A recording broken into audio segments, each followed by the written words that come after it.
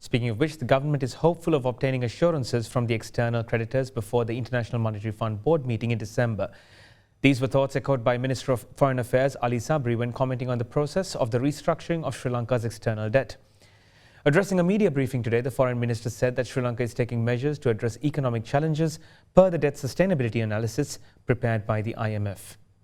What's the time frame for this external debt restructuring now, Mr.? External debt restructuring, the first step is to get the framework agreement. So that's been worked out now. There is a board meeting of the IMF in December. So our target is by that time to get the assurances. We are hopeful we should get it.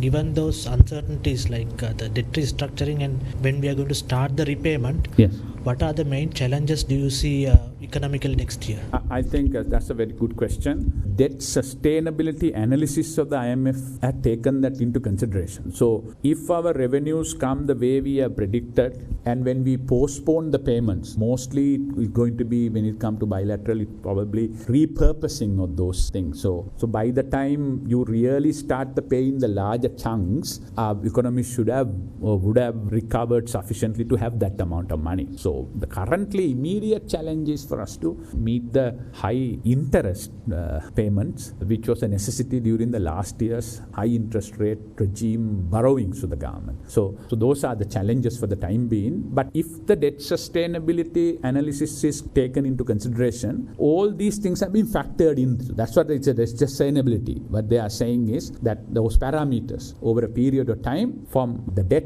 from 129% of the GDP now to brought it down to the 95%. That's the idea. So apart from that, how many percent of the GDP per year for external debt payment? How many percent of it for internal debt payment? So all those that taken into consideration and factored and prepared the debt sustainability. So everything works according to plan. There's nothing to panic.